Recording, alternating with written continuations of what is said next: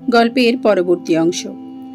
আদনান লোহাটা নিজের মাথায় মারার আগেই চারু দৌড়ে এসে হাতটা এগিয়ে দেয়। ফলস্বরূপ মারটা লাগে চারুর হাতে। চারু ব্যথায় কোঁকিয়ে ওঠে। আদনান হাতে থাকা লোহাটা ফেলে দিয়ে চারুর দিকে তাকায়। তারপর চোখের পানি ফেলতে ফেলতে বলে, কেন আমাকে মরতে দিচ্ছিস না চারু? আটকাচ্ছিস কেন? ওপারে যে আমার নীতি আমার জন্য অপেক্ষা করছে, আমাকে কেন তার কাছে যেতে দিচ্ছিস না তুই? কেন কেন কেন? এই বলে আবার কান্না করতে করতে কবরটা খুঁড়তে থাকে আদনান। পাগলের মতো মাটি সরাচ্ছে আর চোখের পানি ফেলছে, সাথে মুখ দিয়ে বলছে, আমি আসছি নীতি, তুমি শুধু আমার সাথেই থাকবে, তোমার আর আমার কবর হবে একটা। এই বলে আরো জোরে জোরে খুঁড়তে থাকে আদনান। আদনানের পাগলামি দেখে চারু দৌড়ে আসে আদনানের সামনে। আদনানের মুখটা নিজের দিকে করে নেয়। তারপর দুই হাত দিয়ে আদনানের মুখটা শক্ত করে ধরে বলতে শুরু করে, ভাইয়া কি করছো তুমি? এটা বিশ্বাস করো যে নিতিয়া আপু আর আমাদের মাঝে নেই। সে আমাদের ছেড়ে চলে গেছে, আর কখনো আসবে না, এটা বিশ্বাস করো। আদনান চারুকে ঝটকে ফেলে দেয়। তারপর আবার মাটি সরাতে শুরু করে। না নীতি আমার জন্য অপেক্ষা করছে, আমি তার কাছে যাবই, কেউ আটকাতে পারবে না আমাকে। আদনান মাটি খুঁড়তে খুঁড়তে বলতে থাকে। এই মুহূর্তে সেখানে উপস্থিত হয় রিমি আর রিমির বাবা। ছেলের এই অবস্থা শুনে শত কাজ ছেড়ে চলে এসেছেন তিনি দৌড়ে নিজের ছেলের কাছে যান। এক ঝটকায় ছেলেকে নিজের দিকে করে বুকে জড়িয়ে কাঁদতে থাকেন। আদনানও নিজের বাবাকে জড়িয়ে ধরে কাঁদতে থাকে আর বলতে থাকে, বাবা আমার সব চলে গেল, জীবনের মূল্যবান জিনিসটাকে হারিয়ে ফেললাম, জীবন থেকে চলে গেল সব সুখ শান্তি। বাবা আমার এখন তার কাছে যাওয়া উচিত, তাই না? সে নিশ্চয়ই আমার জন্য বসে আছে। বাবা আমি যাই, বেশিক্ষণ অপেক্ষা করানো যাবে না, নীতিকে খুব রেগে যাবে, কিন্তু শেষে আবার তার রাগ ভাঙাতে অনেক কষ্ট করতে হবে আমাকে। আমি যাই। হ্যাঁ বাবা। ছেলের পাগলামি দেখে কান্নার আওয়াজ আরও বেড়ে যায় হালিম সাহেবের। ছেলেকে বুকে আরো শক্ত করে জড়িয়ে ধরে বলে, না বাবা, সে অনেক স্বার্থপর, তোমাকে রেখে চলে গেছে। কয়েকদিন পর আমরা সবাই মিলে একসঙ্গে তার কাছে যাব। তুমি আর কারো কথা না ভাবো, কিন্তু তোমার এই ছেলেটার কথা ভাবো। তুমি তো বলতে আমি তোমার ছেলে, তুমি আমার বাবা। আজকে কেন এই ছেলেটাকে এতিম করে চলে যেতে চাচ্ছ? কোনো বাবা কি নিজের ছেলেকে এতিম করতে পারে বলো? এই বলে তিনি আদনানকে আরো জোরে জড়িয়ে ধরেন, মুখটা চুমুতে ভরিয়ে দেন আদনানের।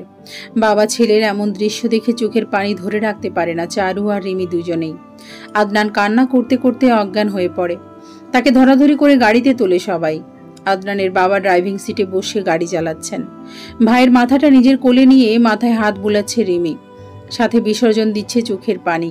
চারু মাথা নিচু করে বসে আছে। সন্ধ্যা নামছে পশ্চিম আকাশে। এখনো জ্ঞান ফেরেনি আদনানের।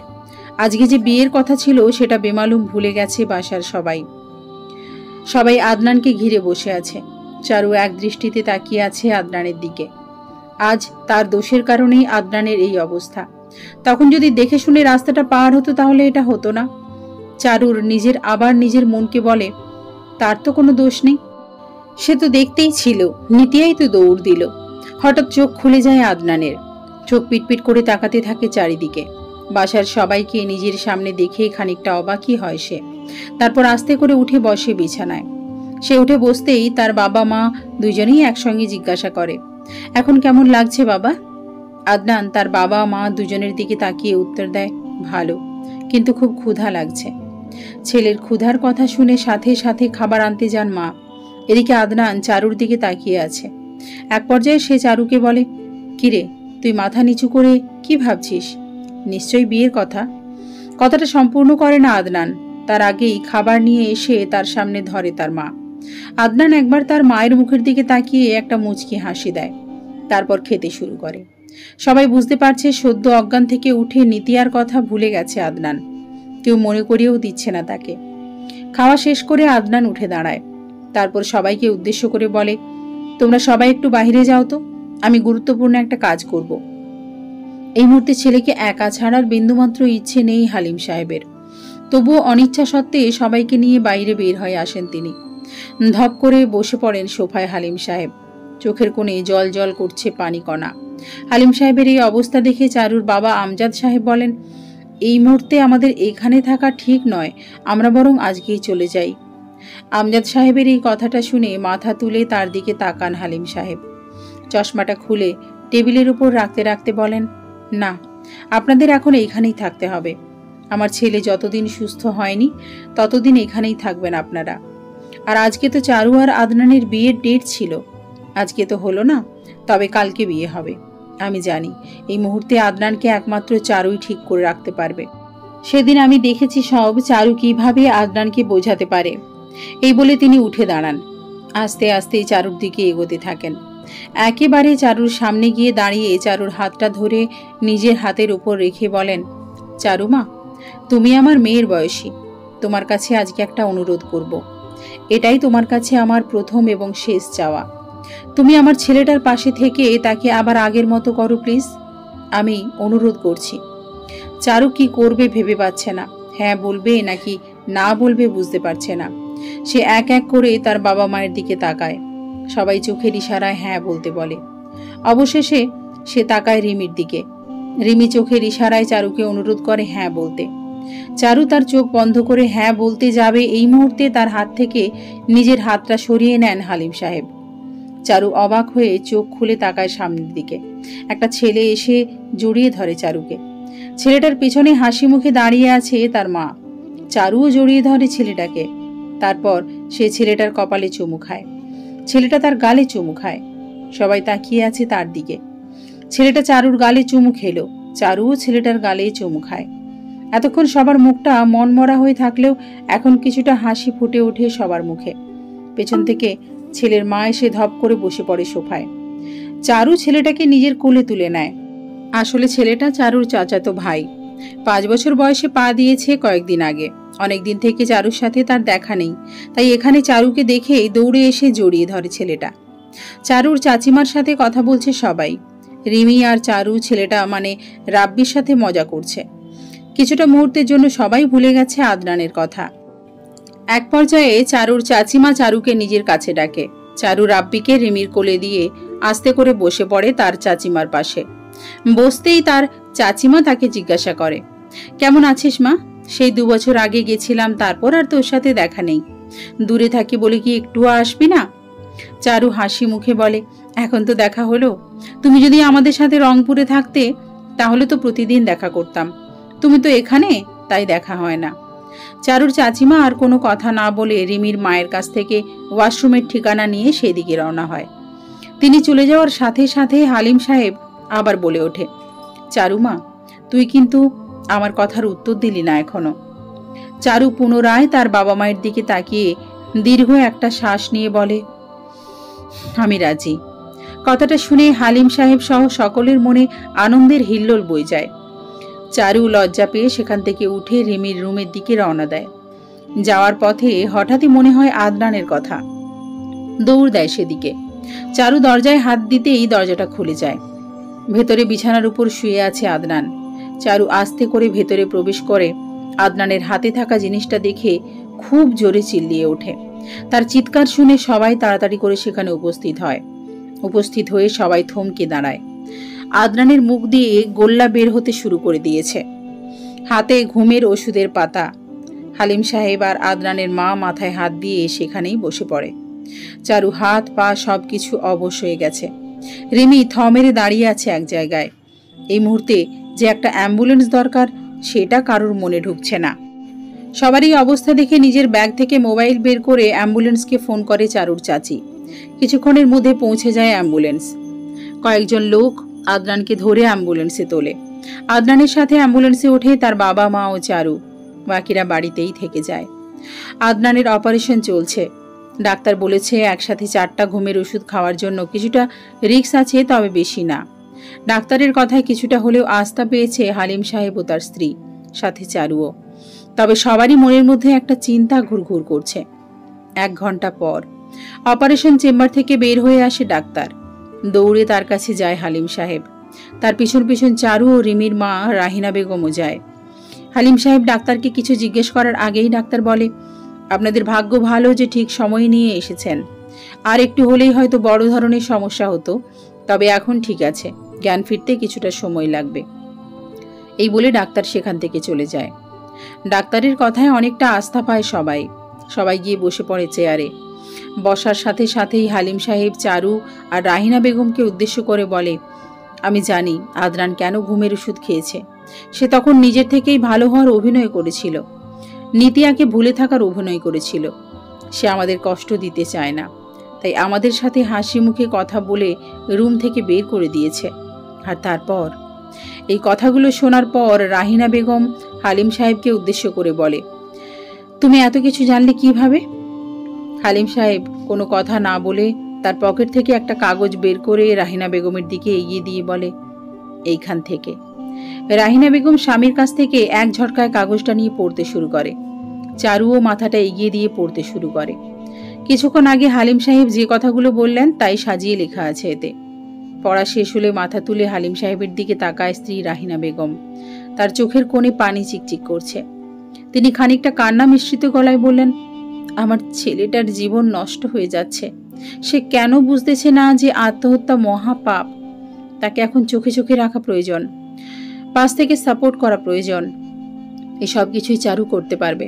আমি বাসায় গিয়েই কাজী সাহেবকে ফোন দিব, আজকেই বিয়ে হবে। চারু কোনো কথা না বলে এক দৃষ্টিতে আদনানের কেবিনের দিকে তাকিয়ে আছে। মনের মধ্যে হাজারো উল্টোপাল্টা ভাবনা আসতেছে। সে বুঝতে পারছে আদনান তাকে খুব সহজে মেনে নেবে না, ভালোবাসবে না তাকে, কারণ তার জীবনে একজন ছিল যাকে সে নিজের থেকেও বেশি ভালোবাসত। কিন্তু চারু আদনানকে নিজের থেকেও বেশি ভালোবাসবে। অতীতে চারুর জীবনে কেউ ছিল না, আদনানই প্রথম পুরুষ চারুর জীবনের। হঠাৎ আদনানের কেবিন থেকে একটা নার্স বের হয়ে আসে। তারপর হাসি মুখে সবাইকে উদ্দেশ্য করে বলে, ওনার জ্ঞান ফিরেছে, আপনারা দেখে আসুন। এই কথা শোনা মাত্র আর এক সেকেন্ডও সেখানে বসে থাকে না কেউ। সবাই গিয়ে প্রবেশ করে আদনানের কেবিনে। আদনান উপরের দিকে তাকিয়ে আছে আর চোখের পানি ফেলতেছে। পরের দিন সকালে তার রিলিজ হয়। বাসায় নিয়ে আসা হয় তাকে। বাসায় ঢুকেই চমকে ওঠে সবাই। বাসাটাকে সাজিয়ে ফেলা হয়েছে। কাজী সাহেব এসে বসে আছে। কে করলো এসব বুঝতে পারছে না কেউ। রিমি হাসি মুখে সবাইকে দেখছে। তার পাশে দাঁড়িয়ে আছে তার খালাতো ভাই ঈশান। বয়সে রিমির ছোট সে। সবাই বুঝতে পারে কে করেছে এসব। রিমি দরজা থেকেই চারুকে আলাদা করে নিজের রুমে নিয়ে যায়। ঈশান আর আমজাদ সাহেব আদনানকে তার রুমে নিয়ে যায়। ভুলিয়ে ভালিয়ে একটা পাঞ্জাবি পরায় আদনানকে। অবশেষে দুজনে এসে বসে কাজীর সামনে। সবার অনুমতি নিয়ে বিয়ে পড়াতে শুরু করেন কাজী সাহেব।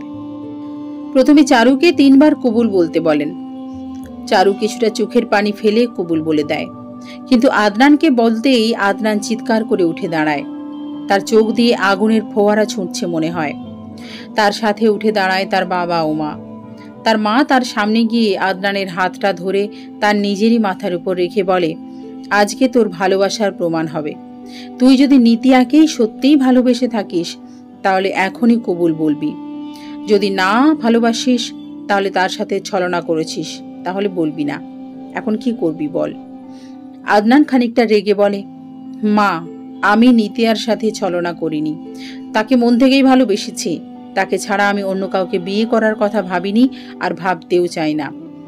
সাথে সাথে আদনানের বাবা বলে, তাহলে কবুল বল। বাবা দেখো, নিতিয়া মারা গেছে।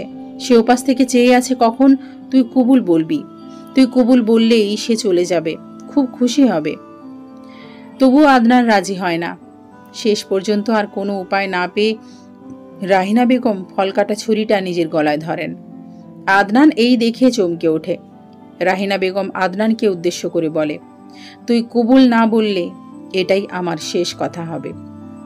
আদনান মায়ের দিকে তাকিয়ে ধপ করে বসে পড়ে। এই মুহূর্তে নিতিয়ার কথা খুব মনে পড়ছে। নিজের জীবনের থেকেও বেশি ভালোবাসত যাকে, তাকে ছেড়ে অন্য একজনকে বিয়ে করতে যাচ্ছে আদনান। আদনান কিভাবে এটা করতে পারছে? সে তো নিতিয়াকে বলেছিল কখনো তাকে ছাড়া অন্য কাউকে বিয়ে করবে না। আদনান এসব ভাবতে ভাবতে চোখের পানি ফেলতে শুরু করে। তারপর নিজের মায়ের দিকে তাকিয়ে পরপর 3 বার কবুল বলে দেয় আদনান। কবুল বলার 1 মিনিটও সেখানে থাকে না সে। রওনা দেয় নিজের রুমের উদ্দেশ্যে। খারাপ কিছু করে ফেলতে পারে মনে করে তার পিছন পিছন যায় চারু। আদনান নিজের রুমের দরজা লাগিয়ে দেওয়ার আগেই ভেতরে প্রবেশ করে চারু। আদনান চারুকে দেখে খুব রেগে যায়। সে চারুকে বিছানায় ফেলে দিয়ে তার উপর চেপে বসে। পকেট থেকে বের করে দেশলাইট। চারু ভীষণ চমকে যায়। আদনান দেশলাইটাতে আগুন জ্বালাতে জ্বালাতে বলে, তুই নিতিয়া আর আমার মাঝে এসেছিস, তোকে মারলে আমার আর নিতিয়ার মাঝে আর কেউ থাকবে না। এই বলে আদনান চারুর শাড়ির আঁচলের কাছে আগুন নিয়ে যায়। হুট করে শাড়ির আঁচলে লেগে যায় আগুন। আদনান এখনো চারুর ওপরে বসে আছে। আগুন আস্তে আস্তে উপরের দিকে উঠতে শুরু করেছে। আদনান থ মেরে শুধু দেখছে। চারু বুঝতে পারছে এভাবে থাকলে তাকে আগুনে পুড়ে মরতে হবে। এদিকে শাড়ির আঁচল থেকে বেডশিটও পুড়তে শুরু করেছে। আস্তে আস্তে বৃদ্ধি পাচ্ছে আগুনের আঁচ। এক পর্যায়ে চারুর পেটে লাগিয়ে আগুনের ছ্যাঁকা। চারু এক ঝটকায় আদনানকে উপর থেকে ফেলে দিয়ে উঠে দাঁড়ায়। দৌড় দেয় বাথরুমের উদ্দেশ্যে। দৌড়ানোর কারণে বাতাস পেয়ে আগুন আরও উঠতে শুরু করে। তবে বাথরুমে প্রবেশ করে বাথটাবে শাড়ির আঁচলটা রাখতে একেবারে নিভে যায় আগুন। চারু দীর্ঘ একটা শ্বাস নেয়, তারপর একটা মগে পানি নিয়ে দৌড়ে ঘরের মধ্যে আসে। এসে পানিগুলো ঢেলে দেয় বিছানার ওপর। আগুনটা নিভে যায় বেডশিট থেকে, তবে অর্ধেকের চেয়ে বেশি পুড়ে গেছে বেডশিট আর তোষক। আর একটু হলে বেডটাতেও আগুন লাগতো। আদনান এখনো নিচেই পড়ে আছে। চারু একবার আদনানের দিকে তাকিয়ে বের হয়ে যায় রুম থেকে। চুপি চুপি সে প্রবেশ করে রিমির রুমে। রিমি নেই দেখে তাড়াতাড়ি দরজাটা লাগিয়ে দেয়। তারপর ব্যাগ থেকে একটা জামা বের করে বাথরুমে গিয়ে চেঞ্জ করে নেয়। চেঞ্জ করে এসে সে আবার আদনানের রুমে যায়। আদনান সোফার উপর বসে আছে আর বেডশিটটা দেখছে। চারু প্রবেশ করতে তার নজরটা পড়ে চারুর দিকে। চারু আদনানের সামনে গিয়ে বেডটার কাছে যায়। তাড়াতাড়ি করে বেডশিটটা তুলে ফেলে। তোষক পোড়া যাওয়ার কারণে আরেকটা বড় বেডশিট বিছিয়ে দেয় সে। এবার সে তাকায় আদনানের দিকে। আদনান তার দিকে তাকিয়ে আছে। হাতে দেশলাইটা এখনো আছে। সমস্ত দিনটা পার করে ডিনার টেবিলে বসে আছে সবাই। লক্ষ্য ডিনার করা। রাহিনা বেগম সবাইকে খাবার তুলে দিচ্ছেন। আদনান প্লেটের দিকে তাকিয়ে আছে। কম বেশি সবার নজরই তার দিকে, শুধুমাত্র চারু বাদে। তার প্রচণ্ড খিদে থাকার কারণে নজরটা খাবারের দিকে।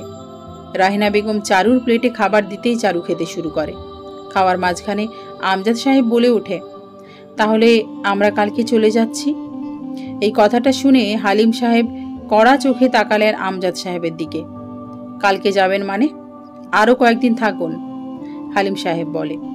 তার কথার প্রত্যুত্তরে আমজাদ সাহেব বলে ওঠে, না, আর থাকা যাবে না। অনেকদিনই হয়েছে, অফিসের একটা গুরুত্বপূর্ণ কাজ আছে, তাই যেতে হবে।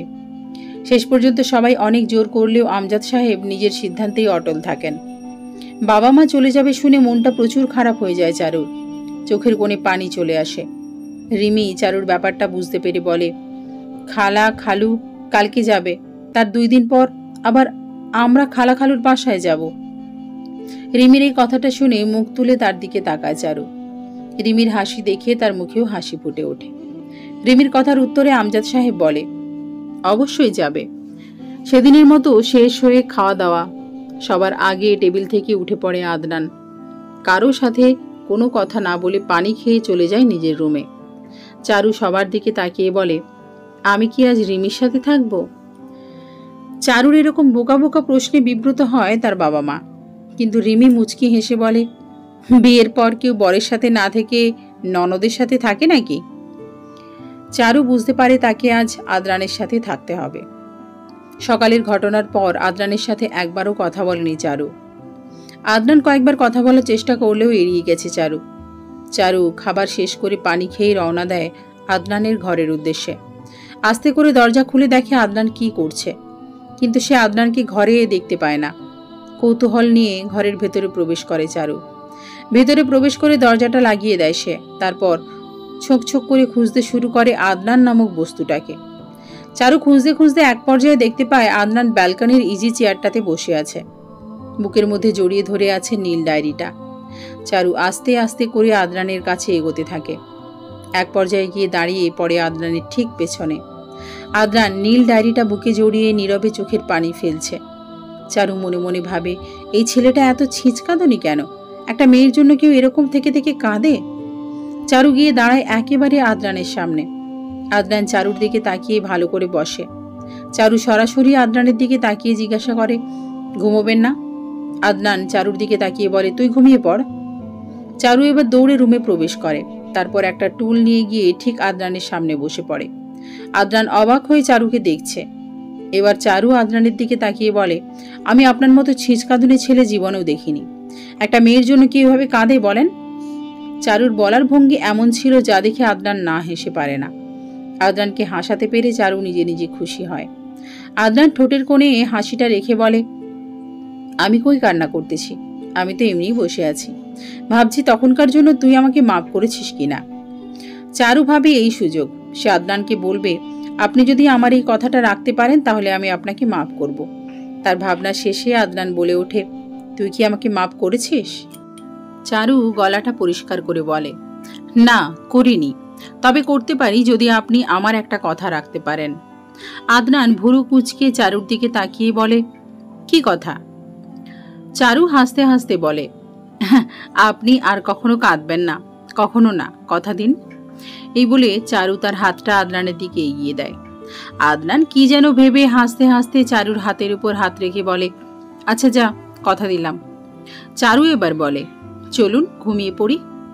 আদনান চারুর দিকে তাকিয়ে বলে, তুই ঘুমা, আমি একটু পর ঘুমাবো। চারু ধপ করে আদনানের কোলে বসে পড়ে। চারুর এরকম কাজে আদনান অবাকের শেষ সীমানা পার হয়ে যায়। মুহূর্তের মধ্যে তার মাথার তার আবার ছিঁড়ে যায়। পকেট থেকে বের করে পকেট নাইফ, যেটা তার কাছে সব সময় থাকে। শুধু তার কাছে নয়, পকেট নাইফ কম বেশি অনেক মানুষের কাছেই থাকে। এই নাইফটা দিয়ে কোনো কোনো সময় বিপদ থেকে রক্ষা পাওয়া যায়। পকেট থেকে পকেট নাইফ বের করে আদনান। চারু এক ঝটকায় উঠে দাঁড়ায়। কিছুক্ষণ আগে রেগে যাওয়া আদনান এবার হো হো করে হেসে ওঠে। চারু আদনানের দিকে এক দৃষ্টিতে তাকিয়ে আছে। এতদিন জানতাম হাসলে শুধু মেয়েদের গালে টোল পড়ে, কিন্তু এখানে তো ছেলের গালেও টোল পড়ছে। আদনান হাসতে হাসতে বলে, নাইফ দেখে ভয় পেয়ে গেছিস চারু? মনে করেছিস নাইফ দিয়ে তোকে মারবো? আরে না, নাইফ দিয়ে এই যে পিনটা তুলবো। এই বলে ইজি চেয়ারের মধ্যে একটা আলপিন দেখায় আদনান। চারু আলপিনটা দেখে বড় একটা নিঃশ্বাস ফেলে। সে মনে করেছিল আদনান মনে হয় নাইফ দিয়ে তার হাত কেটে দেবে, কিন্তু এরকম হবে ভাবেনি। আদনান মন দিয়ে পিনটা তুলছে।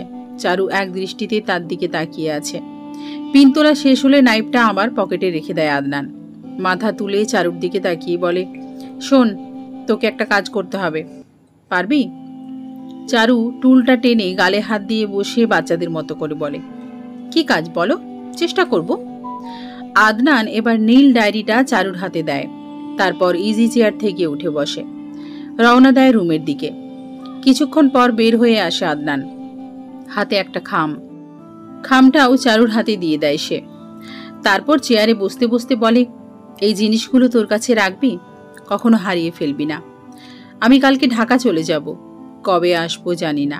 তুই এই জিনিসগুলো ভালো করে রাখবি।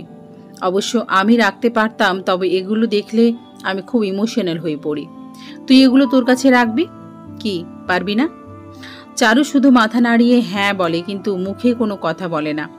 আদনান আবার বলতে শুরু করে, আমি বুঝতে পেরেছি এই চট্টগ্রামে আমার থাকা যাবে না। এখানে থাকলে অত সহজে ভুলতে পারবো না নীতিকে। ঢাকা গিয়ে বাবার অফিসের ব্রাঞ্চটা দেখাশোনা করব, কাজের মধ্যে থাকব, যদি ভুলতে পারি নীতিকে। চারু ডায়েরিটা আর খামটা এক হাতে নিয়ে অন্য হাতটা আদনানের চেয়ারের হাতলে রাখে। চোখটা স্থির রাখে আদনানের দিকে, যাতে আদনান তার দিকে তাকালেই চোখাচোখি হয়। চারু এবার বলে, আমিও যাব আপনার সঙ্গে, তাই না? চারুর 5 বাক্যের এই কথাটা শুনে মাথা তুলে তার দিকে তাকায় আদনান। চোখাচোখি হয়ে যায় দুজনের মধ্যে। আদনান চারুর চোখের দিকে তাকানো অবস্থায় বলে, না, আমি একাই যাব। দেখ, আমাদের বিয়ে হয়েছে ঠিকই, বাট আমার অনিচ্ছা সত্ত্বে। তুই যদিও আমাকে স্বামী মনে করিস, কিন্তু আমি তোকে স্ত্রী মনে করি না। আমি শুধুমাত্র নীতি, এইটুকু বলেই থেমে যায় আদনান। মোবাইল বেজে ওঠে পকেট থেকে। এত রাতে কে ফোন দিল ভেবে অবাক হয় সে। কৌতূহলী নিয়ে ফোনটা ওপরে তোলে।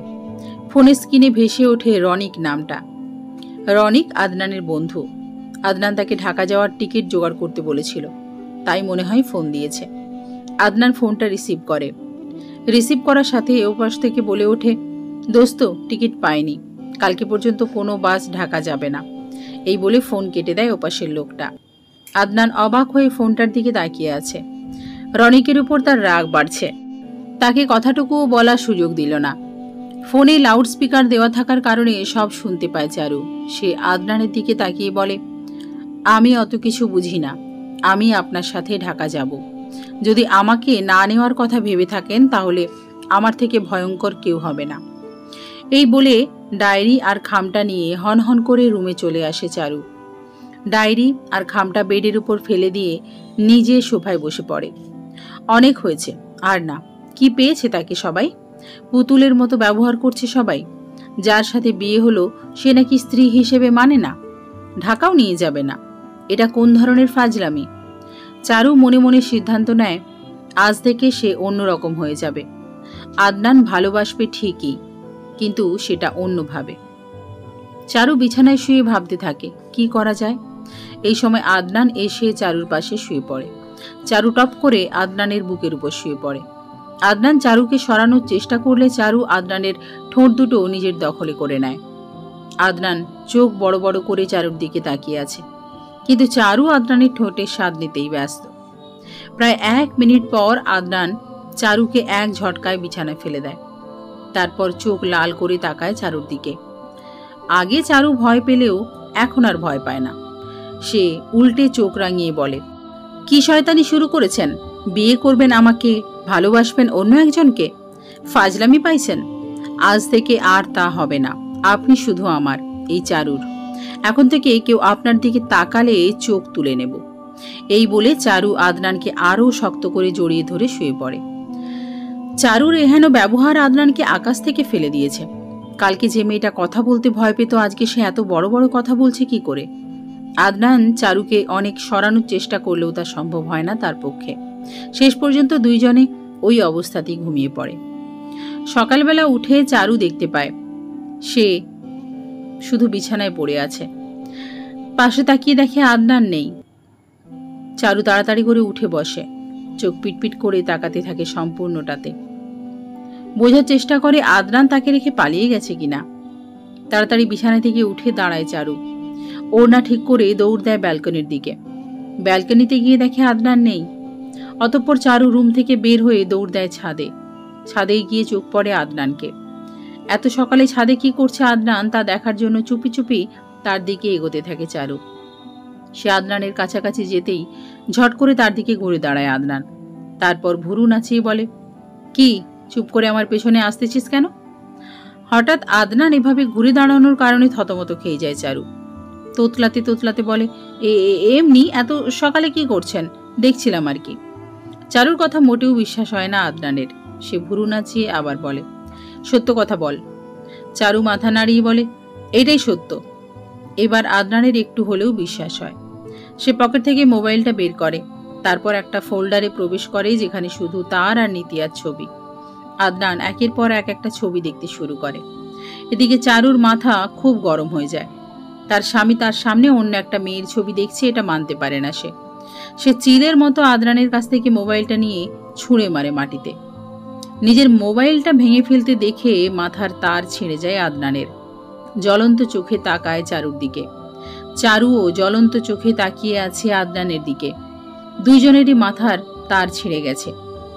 হঠাৎ চারু এমন কাজ করে বসে যা আদনান কল্পনাও করতে পারেনি। আদনানের অবস্থা বর্তমান এমন যে মৃত্যু যে কোনো সময়ই হতে পারে। আদনানকে এক হাত দিয়ে শক্ত করে ধরে আছে চারু। ছেড়ে দিলেই নির্ঘাত মৃত্যু। আদনান থ মেরে তাকিয়ে আছে চারুর দিকে। কিন্তু এই মুহূর্তেও চারু কোনো প্রকার উত্তেজিত না হয়ে ভুরু কুঁচকে আদনানের দিকে তাকিয়ে বলে, এতদিন থেকে কি করেছেন সেটা বড় কথা নয়। বড় কথা এখন আপনি আমার বর। আমার সামনে অন্য মেয়ের ছবি দেখবেন, কান্না করবেন, এসব মানব না। এবারের জন্য বাঁচিয়ে দিচ্ছি, পরের বার সোজা উপরে। এই বলে এক টানে আদনানকে কোণা থেকে নিয়ে আসে মাঝে। আদনান নিজেকে সামলাতে না পেরে গিয়ে পড়ে চারুর উপরে। দুইজনে ধপাস করে পড়ে যায় ছাদের মেঝেতে। চারু নিচে, তার উপরে আদনান। এত জোরে পড়ার কারণে আদনানের খানিকটা লাগে। সে অবাক হয়ে চারুর দিকে তাকায়। চারু এক দৃষ্টিতে তার দিকে তাকিয়ে আছে। আদনান তাড়াতাড়ি উঠে দাঁড়ায়। আদনান উঠে দাঁড়ালে চারুও উঠে দাঁড়ায়। আদনান কোনো কথা না বলে চারুর দিকে একবার তাকিয়ে ছাদ থেকে নিচে নামতে শুরু করে। আদনান নিচে নামতেই চারু নিজেই নিজের বুকে এক ফুঁ দেয়, মনে মনে তারিফ করে নিজের। এত সাহস সে কিভাবে পেল ভাবতেই অবাক হয়। চারু মনে মনে বলে, এখন থেকে এই রকম অত্যাচার তোমাকে সহ্য করতে হবে মিস্টার আদনান। আমি পারবো না এটা দেখতে যে আমার স্বামী আমার সামনে অন্য একটা মেয়ের ছবি দেখিয়ে কান্না করছে। ব্রেকফাস্টের টেবিলে বসে আছে সবাই। ব্রেকফাস্ট করে চারু বাবা মা রওনা দেবে। তাদের এগিয়ে দিয়ে আসার দায়িত্ব পড়েছে আদনান আর চারুর উপর। প্রথমে আদনান যেতে না চাইলেও পরে যেতে রাজি হয়। ব্রেকফাস্ট করে গাড়ি বের করে আদনান। এক এক করে সবাই উঠে বসে গাড়িতে। গাড়ির সামনের সিটে আদনানের সাথে বসে পড়ে চারু, পেছনে তার বাবা মা। এক পর্যায়ে তারা এসে থামে বাস স্ট্যান্ডে। তারপর গাড়িতে উঠে পড়ে চারুর বাবা মা। বিদায়ের মুহূর্তে চারু ততটা কান্না করেনি, তবে চোখের পানি বাদ মানেনি। চারুর মন খারাপ করে গিয়ে গাড়িতে বসে পড়ে। কিছুক্ষণ পর আদনান এসে বসে পড়ে গাড়িতে। সে চারুকে থ মেরে বসে থাকতে দেখে কোনো কথা না বলে গাড়িতে বসে পড়ে। তারপর সামনের দিকে তাকিয়ে বলে, সিট বেল্ট পরে নে। আদনানের আদেশ পেয়ে সিট বেল্ট পরার চেষ্টা করে চারু, কিন্তু আগে থেকে অভ্যাস না থাকায় প্রতিবারই ফলাফল হয় ব্যর্থ। বারবার ব্যর্থ হয়ে এক পর্যায়ে খুব রেগে যায় চারু। চিৎকার করে বলে, ধুর, পরবই না। এই বলে সে সিট বেল্ট না পরে বসে থাকে। আদনান টের চোখে তার দিকে তাকিয়ে গাড়ি চালাতে শুরু করে। চারু একটা বিষয় লক্ষ্য করে, আদনান তাদের বাসার রাস্তা না নিয়ে গিয়ে অন্য একটা রাস্তা দিয়ে নিয়ে যাচ্ছে গাড়ি। চারু একবার আদনানের দিকে তাকিয়ে তারপর চুপ করে বসে থাকে। আদনান এক মনে এক ধ্যানে গাড়ি চালাচ্ছে। এক পর্যায়ে গাড়ি এসে থামে একটা কাশবনে। জায়গাটা খুব নির্জন। আদনান গাড়ি থেকে নেমে পড়ে। সে চারুর সাথে কোনো কথা না বলে চুপ করে হাঁটতে শুরু করে। চারু অবাক হয়ে আদনানের দিকে তাকিয়ে টপ করে গাড়ি থেকে নেমে পড়ে। তারপর সে দৌড়ে আদনানের কাছে যায়। আদনান টের চোখে তার দিকে তাকিয়ে আবার হাঁটায় মন দেয়। কাশবনে কাশ ফুলে ভরে গেছে, সাথে হালকা বাতাস ফুলগুলো দুলিয়ে দিচ্ছে। এর ফলে কাশবনের সৌন্দর্য বেড়ে গেছে কয়েক গুণ। হালকা বাতাসে চুলগুলো এলোমেলো হয়ে যায় আদনান চারুর দুজনেরই। আদনান তার কপালে পড়া চুলগুলো হাত দিয়ে উপরে তুলে দেয়। চারু তার চুল ঠিক করে ব্যান্ড দিয়ে ভালোভাবে আটকে নেয়। আদনান গিয়ে বসে পড়ে একটা বেঞ্চে। চারু গিয়ে চুপটি করে বসে পড়ে আদনানের পাশে। তাদের মতো অনেক জুটি বসে আছে চারিদিকে। কারো দিকে কেউ তাকাচ্ছে না। সবাই নিজেদের নিয়ে ব্যস্ত সময় পার করছে। আদনান চুপ করে আকাশের দিকে তাকিয়ে থাকে। চারু কৌতূহল নিয়ে ওপরে তাকায় কি আছে দেখার জন্য, কিন্তু সে উপরে আকাশ ছাড়া কিছুই দেখতে পায় না। অধৈর্য হয়ে মাথা নিচে নামিয়ে বিড়বিড় করতে থাকে সে। তাকে এরকম বিড়বিড় করতে দেখে আদনান তাকে জিজ্ঞাসা করে, বিড়বিড় না করে কি বলতেছিস জোরেই বল। আমার তো গণতান্ত্রিক দেশে বাস করি, আমাদেরও তো শোনার অধিকার আছে। চারু দীর্ঘ সময় ধরে আদনানের দিকে তাকিয়ে থেকে একটা মুচকি হাসি দেয়। তারপর খানিকটা বিরক্তি নিয়ে বলে, এই যে আপনি আকাশের দিকে তাকিয়ে আছেন, কি দেখতেছেন কে জানে? পাগল হয়েছেন নাকি এটাই ভাবছি। চারুর কথা শুনে আদনান হো হো করে হেসে ওঠে। হাসতে হাসতে বলে, পাগল হই নাই, প্রকৃতি দেখছি।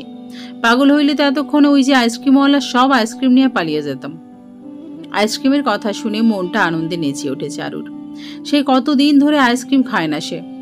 বাসায় থাকতে প্রতিদিন 3টা করে আইসক্রিম খাইতো, আর এখানে একটাও খাইতে পারে না। চারু তাড়াতাড়ি উঠে দাঁড়ায়, অতঃপর আদনানের হাতটা ধরে টানতে শুরু করে। আদনানকে টানতে টানতে আইসক্রিমওয়ালার সামনে নিয়ে আসে সে। আইসক্রিমওয়ালার সামনে আসলে আদনান চারুর হাত থেকে নিজেকে ছাড়িয়ে নিয়ে ভালোভাবে দাঁড়ায়। ততক্ষণে চারু আইসক্রিমওয়ালাকে অর্ডার দিয়ে দিয়েছে। চারুর কথা মতো আইসক্রিমওয়ালা তাকে অনেকগুলো আইসক্রিম দেয়। চারু সেগুলো নিয়ে আগের জায়গায় ফিরে আসে। বিল নিয়ে তার কোনো মাথা ব্যথা নেই। আদনান বিল মিটিয়ে দিয়ে মুখটা গোমড়া করে এসে চারুর পাশে বসে। এদিকে চারু মনের সুখে আইসক্রিম খাচ্ছে। চকিতে সে একবার তাকায় আদনানের দিকে। আদনানের মুখ গোমড়া দেখে একটু হেসে ওঠে চারু। তারপর নিজের একটা আইসক্রিম এগিয়ে দেয় আদনানের দিকে। আদনান মনে হয় এই সময়টার জন্য অপেক্ষা করছিল। সে 1 মিনিটও দেরি না করে চারুর হাত থেকে আইসক্রিমটা নিজের দখলে করে নেয়। তারপর দুইজনেই মনের সুখে আইসক্রিম খেতে থাকে। ইস, ছেলেটা পুরাই লাড্ডু। একটা যদি করতে পারতাম। মেয়েটার এরকম উগ্র মনোভাব কানে আসে চারু ও আদনান দুজনেরই।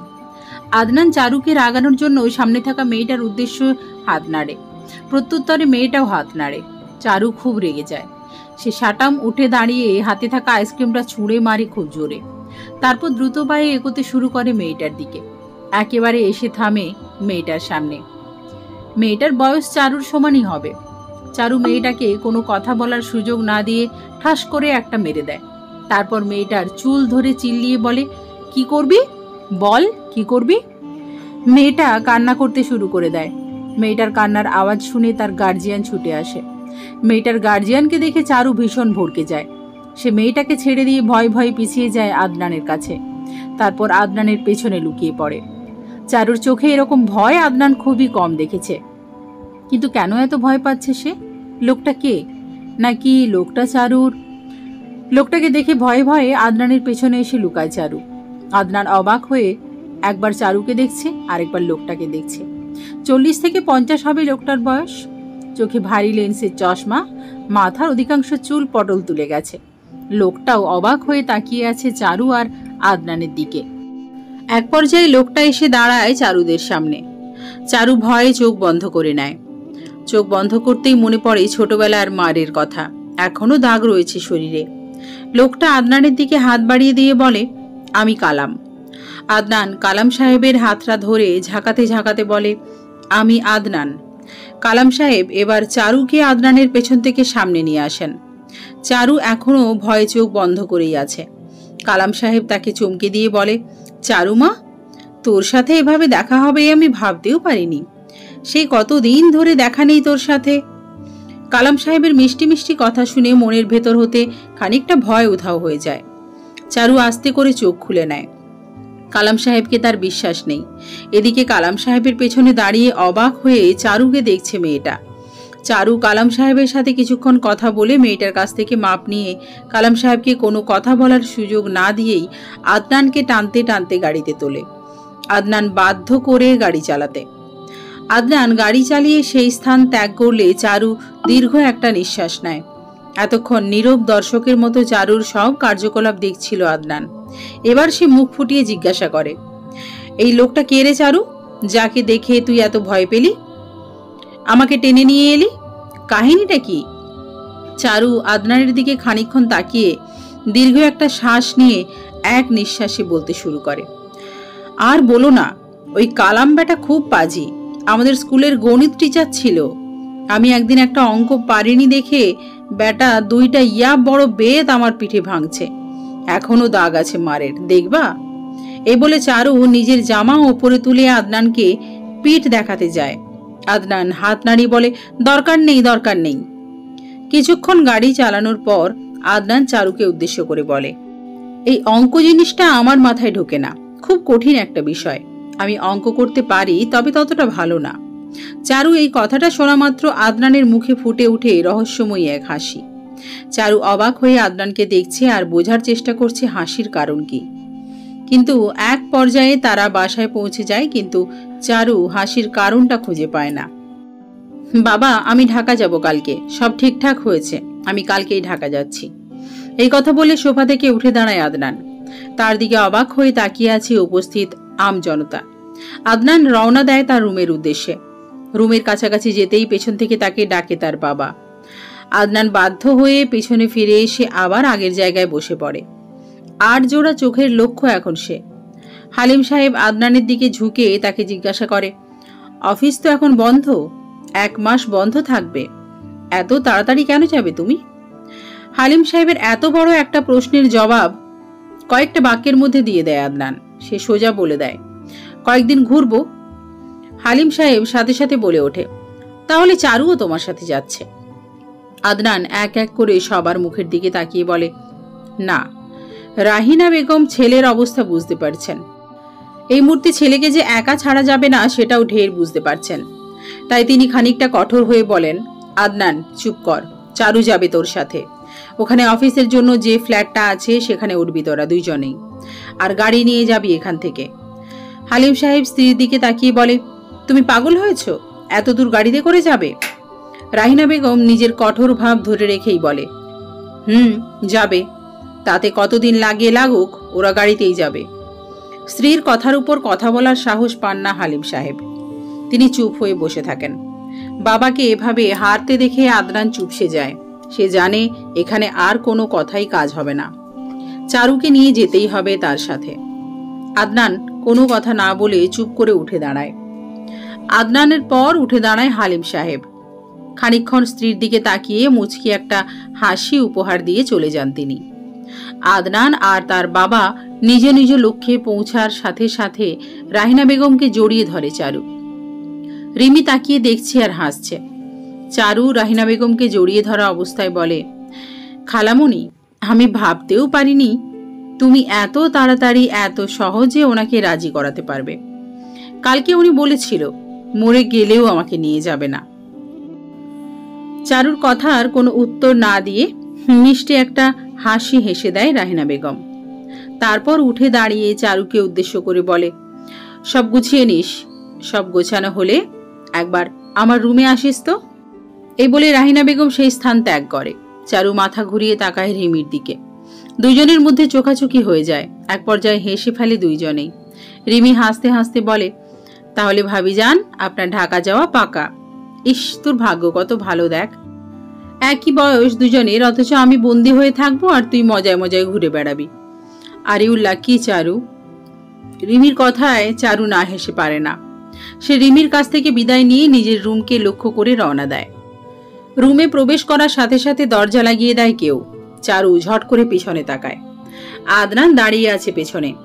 চুলগুলো এলোমেলো হয়ে আছে, চোখগুলো লাল বর্ণ ধারণ করেছে। আদনান আস্তে আস্তে চারুর দিকে এগোচ্ছে। অন্য কেউ হলে এতক্ষণে ভয়ে পিছিয়ে যেত, কিন্তু চারু করছে তার উল্টোটা। সে আরও আদনানের দিকে এগোতে থাকে। এক পর্যায়ে দুইজনই খুব কাছাকাছি চলে আসে। তাদের দুজনের মধ্যে ফাঁকা রয়েছে কয়েক ইঞ্চি। চারুর দৃষ্টি আদনানের মুখের দিকে। আদনান বিরক্তি নিয়ে তাকিয়ে আছে চারুর দিকে। চারু আস্তে আস্তে আদনানের আরো কাছে আসতেছে। আদনানের পারফিউমের গন্ধে পাগল হয়ে যাচ্ছে চারু। সে আদনানের দিকে এগোতে এগোতে একেবারে আদনানের শরীরের সাথে লেগে যায়। আদনান বিব্রত হয়ে খানিকটা পিছিয়ে যায়। চারু তার হাতটা দিয়ে আদনানের মুখটা ছুঁয়ে দেয়। আদনান জ্বলন্ত চোখে তাকায় চারুর দিকে। তার রাগান্বিত চোখকেও চারু ভয় পায় না। এতে ঢের বিরক্ত হয় আদনান। চারু তার তর্জনী আঙুলটা দিয়ে আদনানের ঠোঁটটা নাড়াচাড়া শুরু করে। আদনান পেছাতে পেছাতে দেওয়ালের সাথে লেগে যায়। চারু নিজের মুখখানা আদনানের মুখের কাছাকাছি নিয়ে আসে। চারু ঘন লাল লিপস্টিক পাগল করছে আদনানকে। চারু নিঃশ্বাস পড়তে থাকে আদনানের মুখে। চারু নিজের ঠোঁট দুটো নিয়ে যায় আদনানের ঠোঁটের সামনে। দুজনের দিকে তাকিয়ে আছে। এই মধ্যে দরজায় বাড়ি মারি কেউ। সাথে সাথে চারুকে সরিয়ে দিয়ে ভালো হয়ে দাঁড়ায় আদনান। চারু দরজা খুলতে যেতে যেতে বলে, আজকে বাঁচলেও পরবর্তীতে সেই সুযোগ পাবে না। চারু দরজা খুলে দেয়। দরজার ওপাশে থাকা আগন্তুক চারুকে সরিয়ে দিয়ে দৌড়ে গিয়ে জড়িয়ে ধরে আদনানকে। চারু মেয়েটাকে দেখে তেলে বেগুনে জ্বলে ওঠে। আদনানও চারুর দিকে তাকিয়ে জড়িয়ে ধরে মেয়েটাকে। গল্পের পরবর্তী অংশ আসবে খুব তাড়াতাড়ি। সবাই খুব ভালো থাকবেন, সুস্থ থাকবেন। নমস্কার।